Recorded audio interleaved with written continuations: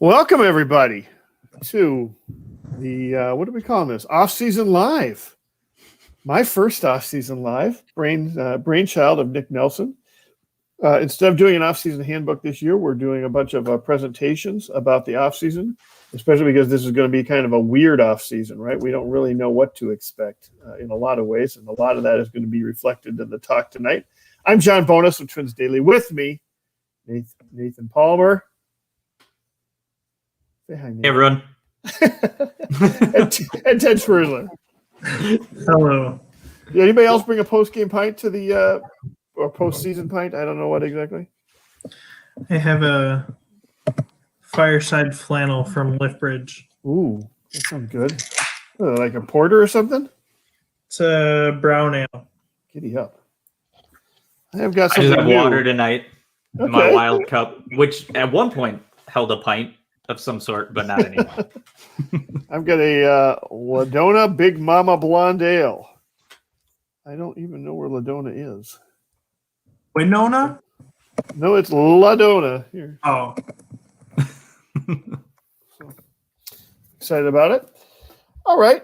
Listen, the point of today is to talk a little bit about Twins payroll. And the reason we talk about, we almost start out every offseason talking about the Twins payroll. Oh, I should mention, whether you are watching this on Twitter or on Facebook or on YouTube, there is some place to post comments. And we would love those comments. And we would love the questions that they raise.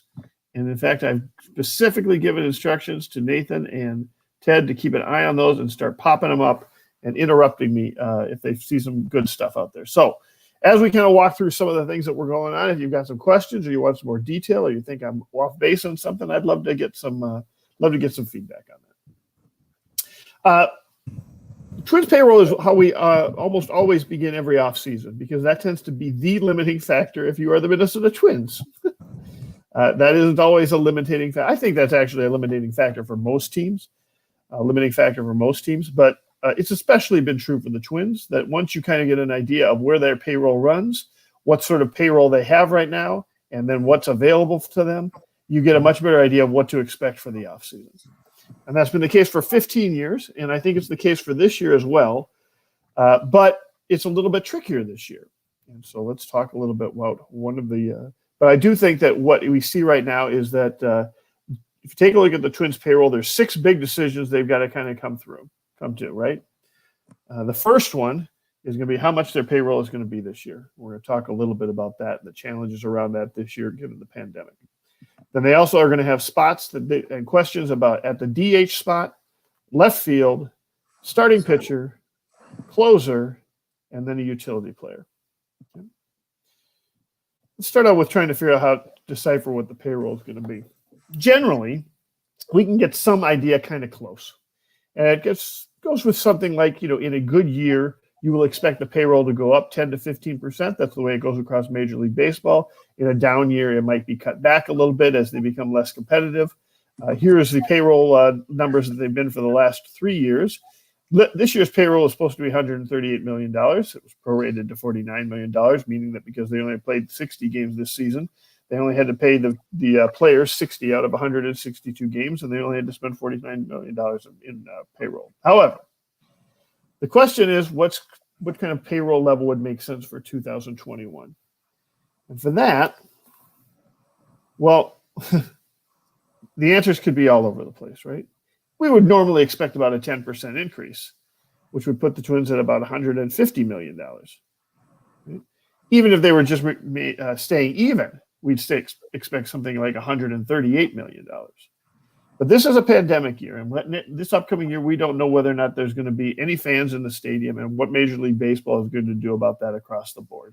In general, what we are hearing is they expect some sort of reduced payroll across Major League Baseball due to the questions that they have about revenue. Now, is that 10% or is that 20%? We don't know. Is it more than that? I mean, there is no bottom really on what we're talking about here, because if they end up having to pay if they don't get any revenue at all from fans, which is a good 30% of most clubs' payroll overall or revenues overall, something like that, And they still have to pay all of the players for all of the games. That is, they don't cut back like they did this year to a prorated schedule, which I think is going to be tougher to do. Well, then, then you're talking about 30% less revenue. Your player costs are 50% of everything else. And now it becomes a question of, well, how much do we want to lose?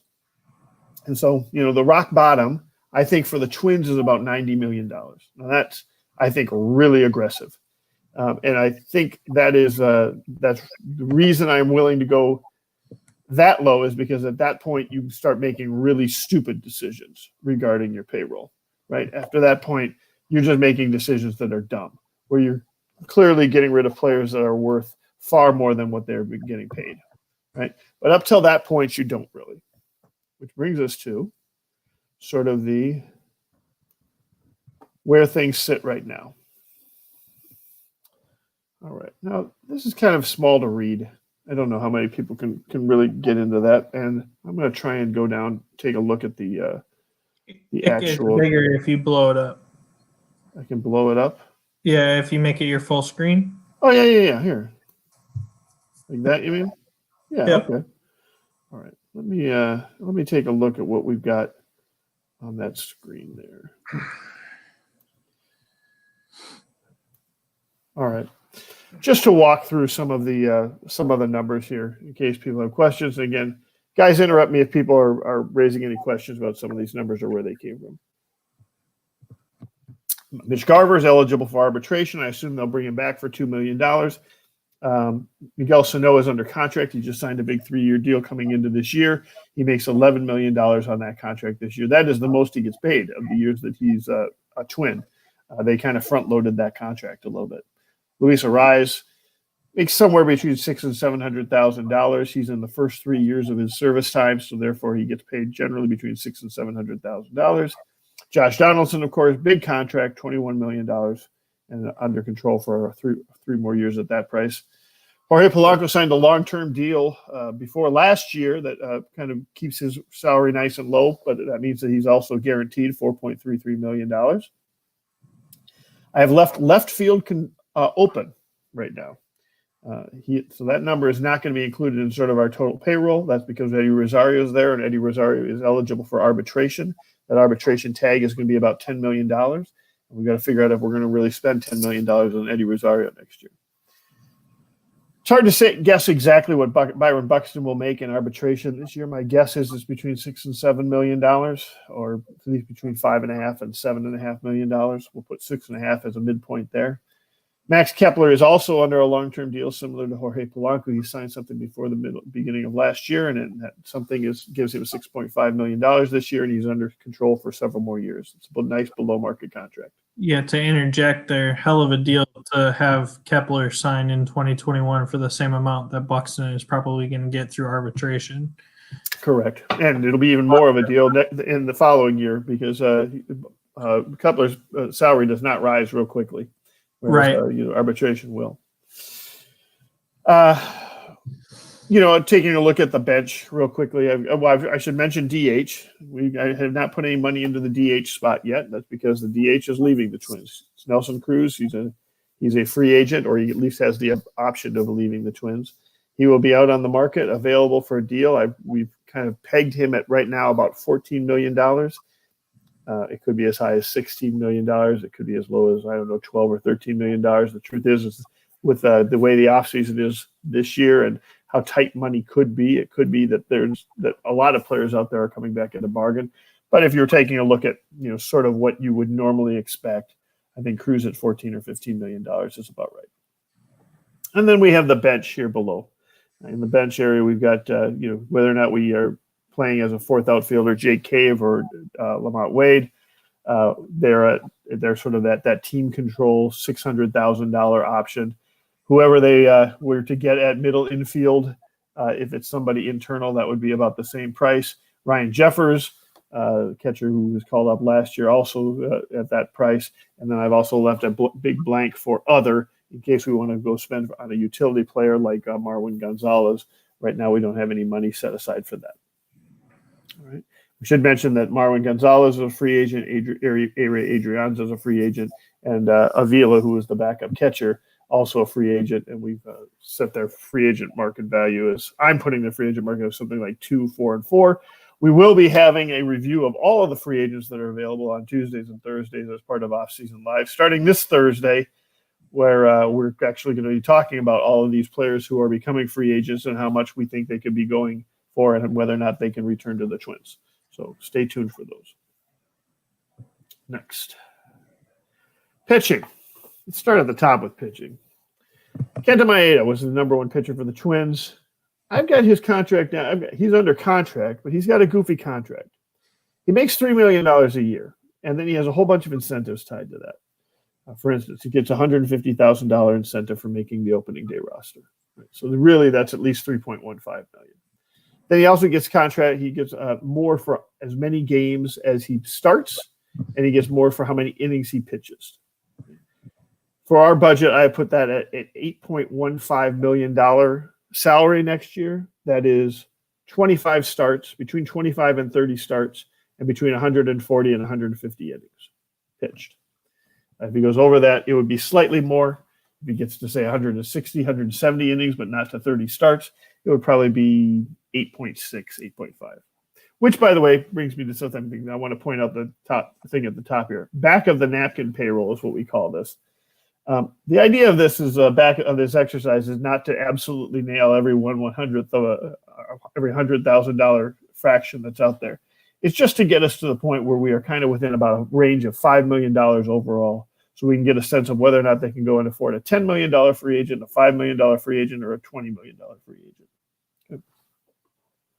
Which is also good to know when you take a look at the next person on the list, Jose Barrios, $7.5 million. He's also up for arbitration. You don't know exactly what that's going to be. He made a little over $4 million last year, $7.5 million. It could be 7, it could be 8. $7.5 million seemed to be a nice even number. Next, we have Michael Pineda, who's under contract for $10 million. And then we have an open spot in the rotation, and maybe 2 open spots if you don't trust Randy Dobnak. Both Rich Hill and Jake Odorizzi, and in fact Homer Bailey, are all free agents this year. So even if you do bring back Dobnak, unless you want to plug in Smeltzer there or something like that, you've got an open spot there, and we're going to have to decide what to do to get that with what money we have left to fill that spot. Finally, we have the bullpen. In the bullpen, we have 3 pitchers who are in question as to whether or not they would be returning to the bullpen. Trevor May is a free agent, so he's going to be a tough one to bring back. My guess is he makes $4 to $6 million on a normal year, maybe towards the high end of that. It's just hard to see how much people are going to be, how much teams are really going to value bullpen usage or sign relievers in, again, what could be a weird year as far as payroll goes. The Twins have a option on Sergio Romo, a $5 million option. If they don't pick that up, then that $5 million does not get added to the $87 million. They also have a decision to make on Taylor Rogers. Taylor Rogers is up for arbitration. It's his second year of arbitration. He would be making between $6 and $7 million probably. We pegged him at 6.5. It is possible, although he would be still a relative bargain at $6.5 million if the Twins wanted to. They could decide they didn't want to pay that, or could certainly be looking at, and if they didn't want to pay it, maybe somebody else would. They might even be able to trade him for some sort of asset for that level. Twins are also losing Tyler Clippard, and I've kept Littell out of the bullpen as well right now because he's off of the 40-man roster. But that still leaves a pretty full bullpen. Tyler Duffy returns, Whistler, Thielbar. They're all eligible for arbitration. We think Thielbar is eligible for arbitration. If he isn't, he'll be slightly cheaper than that, but not much cheaper than $1 million. But you also have Jorge Alcala, Stashek, and Smeltzer. All would be able to be returned, and they're out at sort of the minimum salary. And if you add all of that stuff together, that is, all of the stuff that does not include, the closer spot, the starting pitcher spot, the DH spot, the left fielder spot, and the utility spot that we had, you get to an $87 million payroll. 2 quick comments to address on those. Minnesota Twins fan 44 says, don't the Dodgers take the bonuses on Maeda? I'm pretty sure when they traded Maeda over. They sent extra money to help with the bonuses, but the Twins are on the hook for those as they go forward. Those are all incentive based, so they're yearly. Actually, what the deal is that the Twins, there was a $7.5 million, I think, something like that, amount that helped with bonuses for the 2020 season, but they don't help for bonuses for the 2021 season. So yes, they did send extra help, but they have to be applied to the 2020 season. There might be a $500,000 help that I might have forgotten about for Maeda as well. So it could be that we have another $500,000 there, someplace. And then Mike Graybill on Facebook said, "Why is Bailey absent from the pitching side? He was a free agent after 2020." Yeah, I did. I mentioned him. I just didn't actually list it. I noticed I didn't include him in there. He, in fact, yes, he is somebody that is there since they dropped him before the season ended. I didn't really think it was too realistic that he would be brought back as well. My guess is he would be the kind of pitcher that might be available for $3 or $4 million. Anything else in the that we want to call out from any of the comments there? No, I mean, Nate, if you want to jump in, but I think that's a pretty realistic ballpark with where they should be. I like this one from Ron. Ron says it seems to be real easy to spend someone else's money, and we've on the opposite side of that, we've got why reduced? How much are the Pohlads worth? Are they one of the richest owners in baseball? Yes, they are. I don't actually know if they're one of the richest owners anymore in baseball, to be honest with you. We got a lot of rich owners in baseball. They all have way more money than they are. What we have always seen is that I should throw out that the Pohlads have been really good about not firing any Twins employees or laying off any Twins employees during the pandemic. That's one of the things that they are, I think, fairly proud about, and rightfully so. I think, you can always say, and in fact, you're welcome to. I don't mind you doing that. That the Twins can spend more. That they should, spend additional money beyond what is, what they traditionally have spent. And then we get to Ron's point is it seems to be real easy to spend someone else's money. Well, that's also true. Like you could say they should be spending $20 million more on the payroll. You can also say they should be giving $20 million to AIDS research, right, or something like that. You could be doing that as well. What I would say about that is, traditionally, I'm kind of working in the real world here, right? The real world right now says this is about what we've seen. And by the way, it's not just what we see from the Twins; it's what we see from almost all Major League Baseball teams. We might fixate on how much the Yankees are spending. But even the Yankees are trying to deal with the luxury threshold and so on. And then there's other 27 teams that aren't the Yankees, Red Sox, and Dodgers that are all working within some sort of limitations. So could the Twins be the team that go up and do a $50 million or go up to the $150 million level that we talked about before? Yeah, they could, absolutely. But that's. And I would love to see it, right? But I just, in terms of this presentation, I'm not going to necessarily count on it. Let's say that. So I think that question, John, is what's so unique about where we're at is one, we've seen the Pohlads be very willing to go out and do, like you had mentioned, pay staff, not fire anyone in the middle of this pandemic. And we're hearing across baseball the slashing. So we don't know, is that going to be a hint towards what they'll continue to try and do? Will they continue to try and keep kind of that water level? Will they want to stay at that 140 million that they were about going to be to start 2020? Or are they going to have to start cutting back?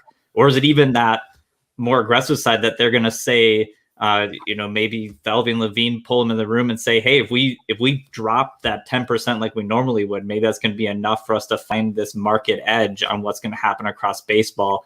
And we'll be able to bring in the championship that we want, which really, even though we've called the Pohlads cheap forever and ever, it sounds like even in the comments that have came out from the Ryan regime, either the money was there to be spent if Terry Ryan wanted to spend it. He just always chose to go for these other ways of building the team, it seems like. And now we've seen with the new regime coming in that they have been willing to drop the dollars down. So that's what I think is hard about this conversation we're going to be having tonight is there's kind of what we know the narrative going on for our country money wise that's happening, but will the poll ads be willing to go a different direction based on they have continued to go a different direction than a lot of baseball in some respects is with the staffing and everything? I guess I would frame it like this. If you go to and if I actually think that we saw a little bit of this back in 2018, I guess, when they seemingly stretched the payroll a little beyond what we thought they were going to do based on it. Then they didn't have a great 2018. And then they ended up selling a bunch of assets at the trade deadline, right, to try and lower the payroll again. I think it works the same way it works in a lot of businesses, which is you can come to us and ask us for more money, but then you better have that success, right? If you don't have that success, well, now it's a problem. Now, what did I pay the extra $20 million for, right? If you do have the success, great. We win a world championship. I don't care about the $20 million, right? On the other hand, if you're not sure, if you can't guarantee that stuff, you might want to stay in budget or even bring it in a little under budget, because then I'm going to be happy one way or the other. Now, you can say that's, running it like a business instead of a passion, but newsflash, poll ads run all of their businesses like businesses. That's not just the Twins. That's when they were owned Norwest Bank, they ran it like a business too. Like that's just sort of the way they do it.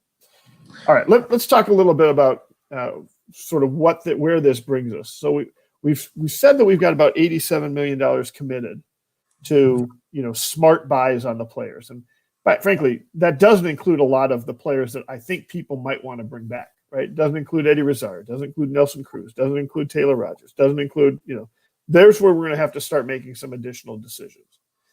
But because 87 million is already committed, and because we don't know exactly what the payroll really is, how much we have to spend really could vary tremendously, right? I mean, if they cut to the bone, if they go down to a $90 million payroll or something, well, then you've got $3 million to spend on, you're basically just trotting rookies into those spots, right?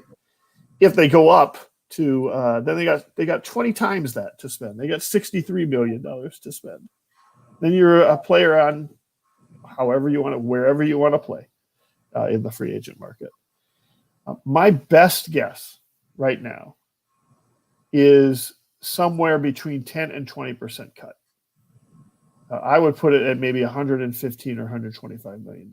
But what we're going to do now is take a look at what those various levels do, and if you could make some choices, how do you end up? What does it look like? So let's just show again what those choices are.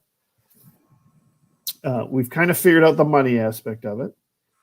We've got now we still got to kind of walk through the DH, left field, starting pitcher, closer, and utility player. To do that, I'm going to bring up a different sheet here, share a different screen. Let's bring open. All right. Can you guys see my Excel spreadsheet? Does it look okay? Yep. All right. So, and at the bottom, you can see in the yellow, bright yellow,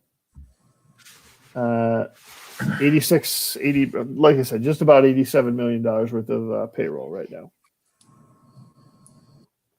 If we want to do 125 million payroll, which is a 10% cut, like we said, we get to fill in the various other spots in the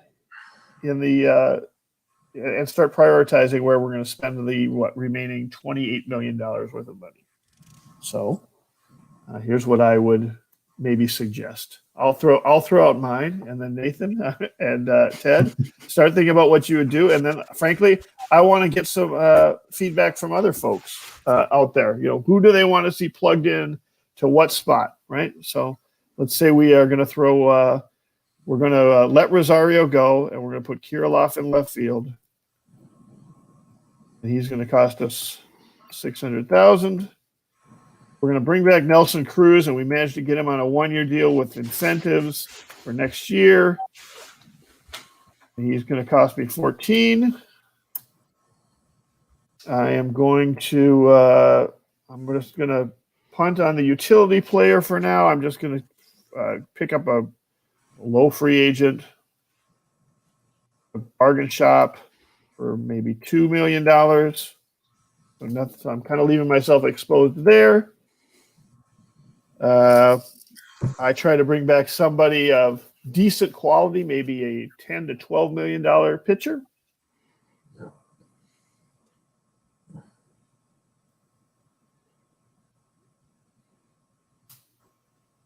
I'm up to 115. I still got room to bring back Rogers. I'll let Romo go. And I'm up to, I still got $3 million to spend. Maybe I can bring back Avila as another person, or maybe I can throw a little extra money at this utility player. Maybe I can throw, a stranded starter, similar to what Gonzalez was for $5 million. That brings me up close to 125. That's what I think that is sort of the most compelling reason that I kind of view Eddie Rosario as probably gone. It feels like by losing Rosario, you can still take care of almost all of the rest of those spots without damaging yourself too much. All right. Anybody else want to take a stab at it and at maybe a different payroll level? So I think I would agree with you. I think Eddie Rosario's gone.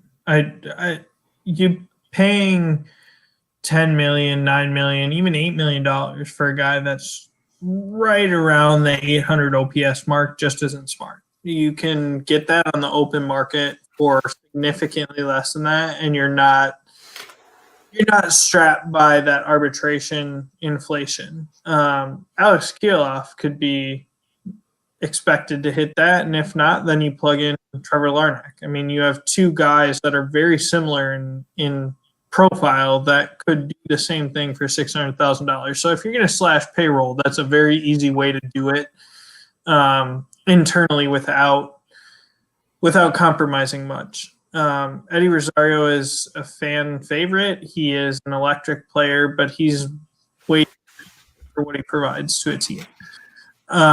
My thing with payroll or any of this really, and I kind of looked through Aaron Gleeman's math on his payroll piece today, is the one outlier we have no idea of, and we won't know until free agency starts, is what the free agent market looks like. Like, obviously, if the Twins slash payroll and every team in baseball is slashing payroll, then what we expect free agents to be paid is obviously going to be depressed as well. And so, like you alluded to earlier, if Nelson Cruz was going to be paid $14 million in a regular season, maybe now he's only paid $9 million or something like that. Like, we don't know what that looks like. Right. And we won't know until that happens. My, I guess, report or caveat to the two comments about it being easier to spend other people's money and that the poll ads having an excess of money is, yeah, Terry Ryan never exploited or never used the dollars that were probably attributed to him if he wanted them. But I don't ever, and I've been pretty vocal about this, whether on Twitter or Twins Daily or whatever, that spending money in baseball to spend money is not a way to win. Like, there's 25 guys, now 28 guys on a roster. If you just have the highest payroll, it doesn't guarantee you anything. But spending in your window makes sense. And so, yes, it sucked for the Twins that they just went through a season with depressed revenues and no fans in the stands. But right now is their best opportunity to win in the last decade.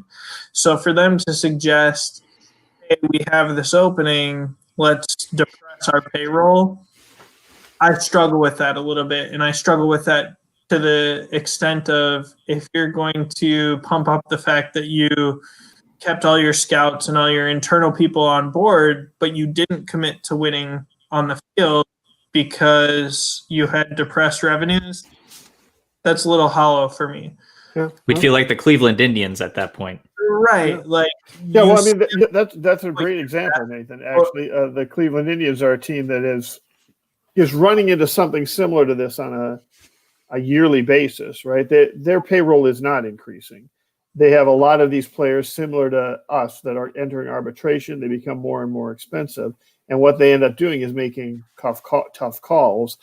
They've been making those calls against some of their stars and trading them away for assets that they hopefully can, leverage, as opposed to just letting somebody like Rosario go. I want to call up at least a couple of questions here. So here's one that says, how much depends on Polanco coming back healthy, with Adrianza and Marwin leaving middle infielders critical? Well, I mean, yeah, if you think that you've got you need to put go get a premier guy, a decent player here for $7 million, somebody, or maybe Marwin Gonzalez was a $10 million player. Maybe you're spending $9 million here. Well, now you're either going over the 125, right? Or you're making some changes someplace else. Maybe you're backing down and getting do you need a good starter for your number 4 starter? Now maybe I'm getting a number 3 pitcher for $8 million, which seems about right to me, right? That's an interest. I think Marwin's one of the most interesting players that they're losing, because I think, one, they probably signed him based on his 2017 numbers, assuming that he could maybe bounce back a little bit more towards that than 2018, not knowing that, they cheated during that season.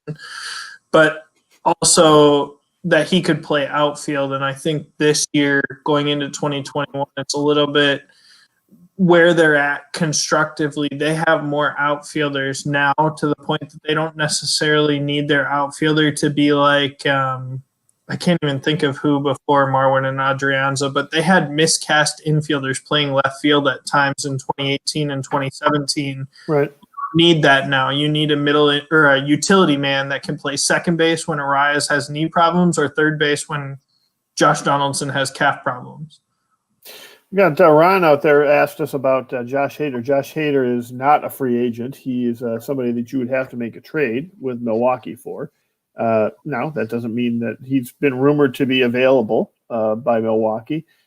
Now, he's not that expensive, so Milwaukee doesn't have a lot of good reasons to trade him. You're going to have to give up some good players to get Josh Hader. I think next year Josh Hader would be about a $7 million arbitration payment. So you could either substitute him out for Rodgers here, right, and still stay about in that neighborhood of 125, given the rest of this rest of this deal. Or, if you want to take on that additional $7 million, replacing maybe Smeltzer in the bullpen with Hader, that's a pretty significant upgrade. And now you've got, that 7, 8, 9 bullpen that you lacked confidence in that bullpen in the postseason. Maybe you don't lack it as much now, but now you've got to figure out where you're going to cut some more money. And my guess is maybe off of the utility player thing. Maybe you're best bringing back Adrianza, which bring him back for probably maybe $3 million, something like that. And on Hader, John, I would say so on Hader, since I live in Brewer country and I do pay a little bit of attention to what the chatter is, everyone's still thinking that he's probably gonna be here in Wisconsin. That asking price is going to continue to be high, especially because the Brewers are one of the many teams that have already really kind of openly said that their payroll is going to be trimmed. It sounds like they may have overextended a couple seasons ago anyways, just to try and make a run at things. So it's going to take a lot to pull Hader out of Milwaukee. Even as nice as he may look in any bullpen, you're going to be paying a lot in prospects to get him to come to any team. It's hard to sign a guy like Yelich too, and then pare down your team to a point that you're not competitive, especially in a division that's as bad or mediocre as the NL Central is. Should mention Ryan suggested the idea of letting Cruz go, which I know a lot of people are going to. But the point, of the available money, we should mention that half of it's being taken up by Nelson Cruz. If you do make a change there and say, we're just going to plug in Rooker or we're going to use that as a place to give guys a day off, right? Well, now you've got a lot more money to work with, right? I mean, do you have enough money then to work with to go do something like, oh, you know what we're going to do? We're going to pay attention to our, this one will make Ted happy. Maybe we go out there and we get Trevor Bauer for $30 million. Now that pushes it over for a 133, but that would be something that you would want maybe be worth going to the pool to ask for. 1 year, $30 million.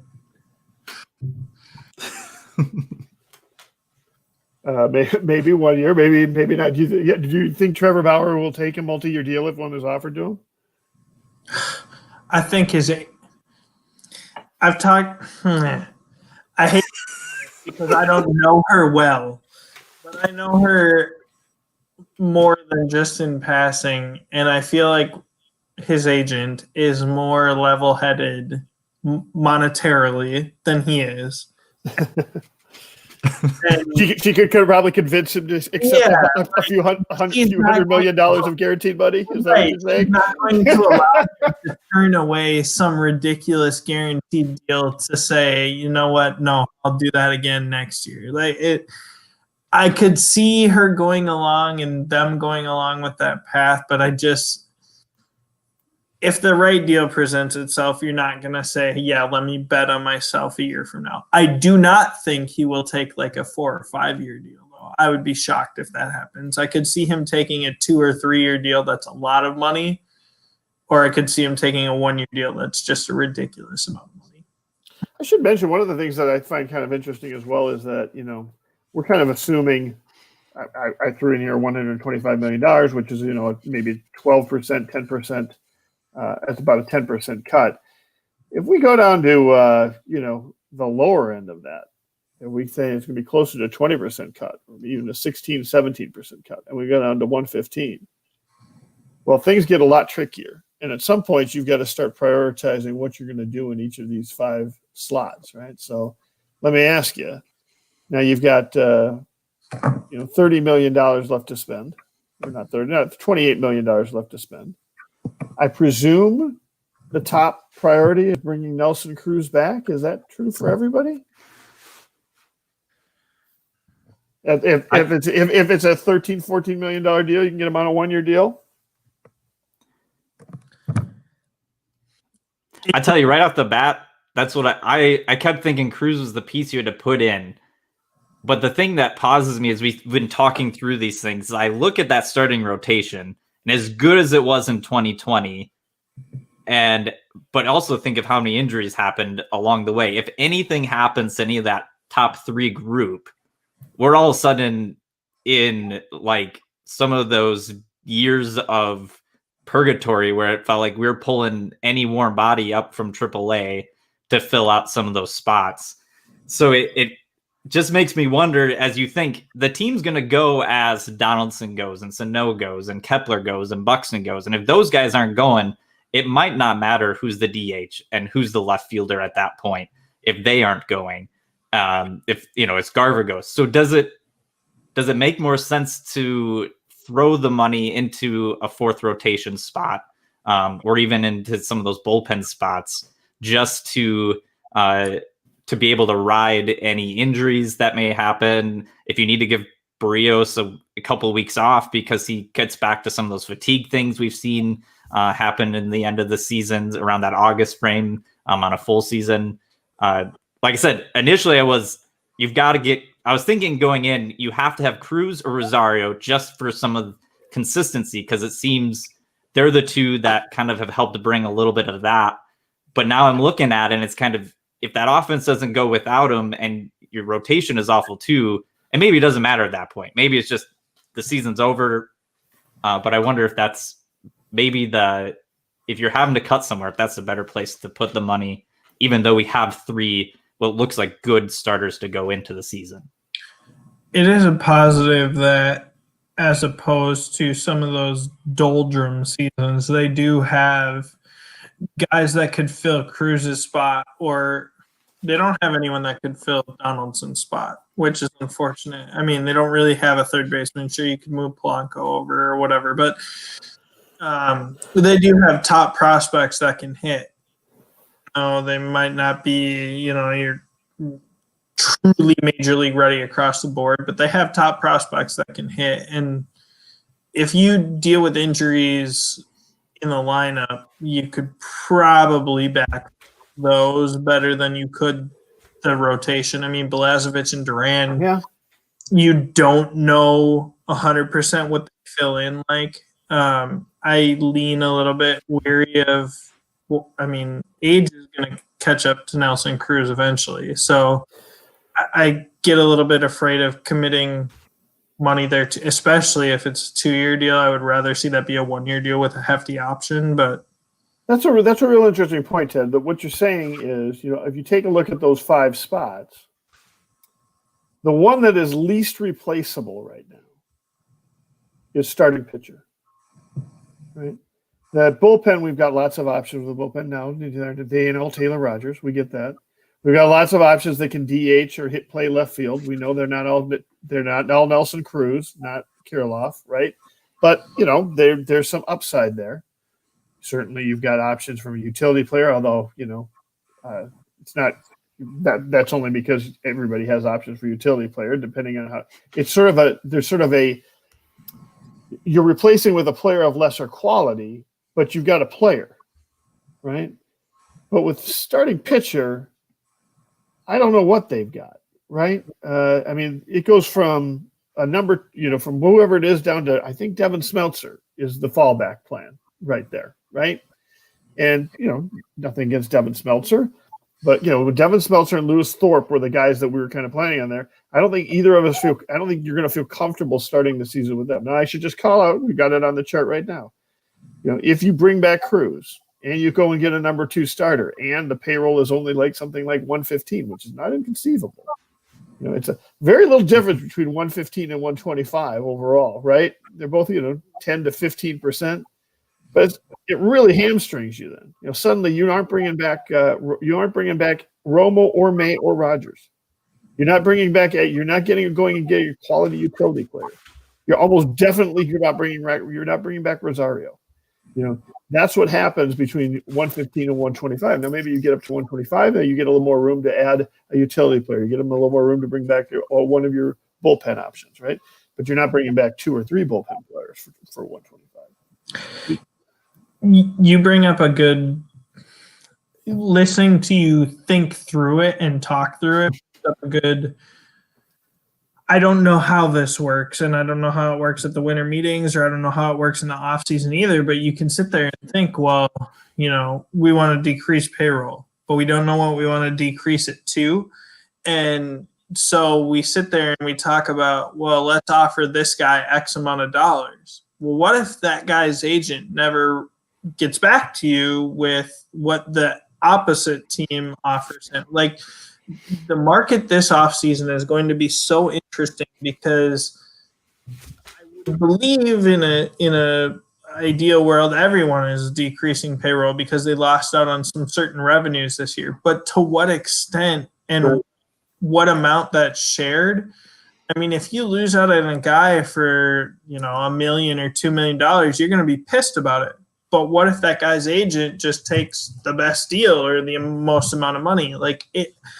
I think there's going to be a lot of tough conversations and tough contracts that are signed that, this guy is signed, and we as fans or even Falvey and Levine look and say, yeah, we could have paid that guy that money, but we didn't know we had a chance, or we weren't circled back to, because it's going to be unprecedented territory. In most seasons, you can sit there and say, well, this guy made this amount last year. He produced this amount of value. Let's pay him this amount. I don't think you're going to be able to do that this offseason.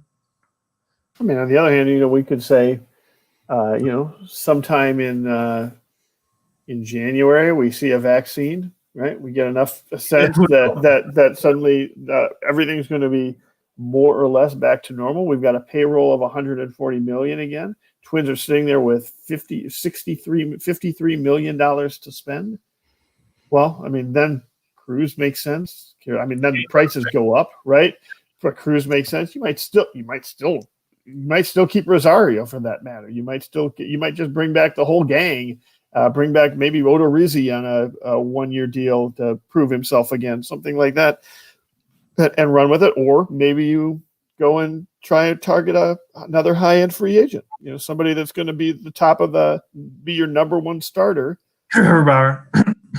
In a playoff thing. You've got there are to me the interesting part about this is that you do have to kind of determine your priorities. If you go through this exercise of trying to figure out how you're going to fit the money in and deal with the payroll, you could end up with a super team, or you can end up with you can end up with a very bare bones team depending on what that payroll level is. And I don't know that we know that. And I'll tell you one other thing that I'm kind of puzzling about is how the timing of all this plays out.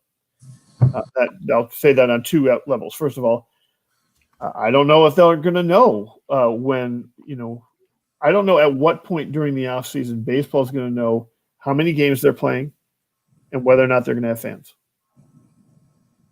Are they going to know that in November when the free agent market hits? Oh, no. Nope. They're not going to know that. Right? Are they going to know in December? Are they going to know in January? I don't know. And until they know that, what's the budget? I don't know what the budget is at that point. I'll give you another piece that I think is an interesting timing piece. Nelson Cruz is a free agent before they have to make a decision on Eddie Rosario's arbitration. So if you get to the point where Nelson Cruz gets a 2-year deal from somebody, the Twins don't want to match it. Now you're plugging in, Rooker here or, whoever. Well, now do you take a look and say, well, yeah, but even if the payroll is 125, I can afford to bring back Rosario. Do I want to do that? And then now that money's spent. Or you're going to spend that money someplace else. You're going to spend. You can still fit Rosario in there. You can still fit a number 2 starter in there. You can still bring back Duffy then. So if you don't make the commitment to Cruz, that saves a ton of money in a ton of places. Well, not Duffy. What am I doing? Rogers here. 6.5, right? Those are difficult, and I don't think that they've been made easier by baseball either. I mean, you think about last night, the Dodgers Rob Manfred had 10,000 fans at Global A last night. Like, that's obviously operating under the expectation that fans will be back sooner rather than later. But what if that's not true? Yeah, the hypotheticals that teams are going to have to deal with this offseason as or before they make decisions are not good luck, front offices. Anybody, either of you guys have another scenario that you'd like to see, or does anybody else in the comments have a scenario that they kind of want to run past people? All right, good. I'm sorry. Go ahead, Nate. I was thinking, just looking at this more and more, it makes you wonder how much the trade market will be looked to even more to find some of these guys that either are still on the team control or arbitration contracts, or even some of the guys that have kind of been locked into at least somewhat team-friendly contracts already. I know, and I do this every time I'm on one of these. I forget who wrote something, but someone just wrote something. They mentioned guys like Aaron Nola and German Marquez. And those guys are at relatively decent deals right there that you wonder how much teams aren't going to be chasing some guys that are or even, maybe teams will start calling up for Kepler or calling up for Polanco, even after thinking he had a down year. Let's see if we can maybe pull him out and do something with him. That when teams see that, if that's going to be something that's looked at even more, maybe than it would in other off seasons. Yeah, I think that is a ongoing topic that is probably beyond the scope of the payroll piece, but I think we might have an off-season live about that. What are some of these players worth in trade? I had somebody suggest to me that Max Kepler would make an ideal trade candidate He's somebody that is good. He's got all of the he's a good, solid player. You can market him as a center fielder to other teams. Right. So if somebody we could be trading for Kepler as a center fielder. He's an average center fielder. He hits. He's cheap for 3-4 years. He's exactly the kind of person that you could trade for a real impact pitcher or something, right? I think there's also, I think the biggest issue with he's also not coming off of a down year, which is something I can't say about a lot of the other guys on this list, right? If you take a look at a lot of the other young talent that the Twins have, a lot of it is coming off of a tough year, which makes it a little, Mitch Garver would have looked like a killer trade candidate 6 months ago. Right now, I'm not sure it really makes sense. Go ahead. Without, being with that, who it came from, that doesn't matter. But Lavelle had him. I think he had Rosario being traded, and then also Garver being traded as part of his offseason. I don't know any way that it would make sense to trade Garver at his lowest value. Especially, Jeffers had a strong, good, whatever you want to call it, but I don't think he was amazing or great or anything like that. And you don't have anyone behind him because you don't necessarily have another catching prospect. And Astudillo is not a catcher. I don't know why you would trade Mitch Garver at this point. I don't think that makes sense. Yeah, it's certainly not a cost-cutting move, right? What it depends on is what you can get for him. Right. True. That's the only way it makes sense. But it doesn't make, you're right. It doesn't make any sense from a strategic. He costs more to replace than he's going to cost overall. Even if you sign you want to bring Alex Avila back. Great. You bring back Alex Avila back. Well, Alex Avila is going to cost $3 to $4 million. Right. Which is more than on market, it may be a little less. But bottom line, he's going to be more expensive than Mitch Garver, most likely. Yeah. So, All right. Well, thanks, everybody. It was kind of fun to walk through these different scenarios that we've got here. I should mention again, thanks very much for joining the off-season live programming. We've got it again every Tuesday and Thursday at 8 o'clock. I think the very next one, we're going to be talking about some of the Twins free agents. So if you're interested in talking and learning a little bit more about what it takes to bring back some of your favorite free agents, we've had a number of people in the comments suggest Adrianta makes a pretty good utility infielder that we could bring back on a fairly reasonable deal. I don't know whether or not you consider that impactful enough to be able to cover for some of the injuries that they've been going, but that would be certainly one that would make sense. I think there's already been a lot of talk about Jake Odorizzi and whether or not he could come back on a one-year deal. That certainly might make sense. Trevor May is somebody who is well-liked, and certainly we might have some spots in the bullpen. So anyway, you're going to want to tune in Thursday at 8 o'clock. You can find information on Twins Daily, or also always just follow the Twins Daily Twitter feed, and you'll be able to know exactly when it's live and join us and give comments and questions. I want to thank Nate. Thank you very much for coming, Nate. Thanks, John. And Ted. Thank you very much, Ted. Thank you, sir. And mostly I want to thank everybody who joined in, and especially those people who left us comments and questions and suggestions. We really appreciate it. You guys are driving the show, and that's what this is all about. Thanks very much. We'll talk to you Thursday.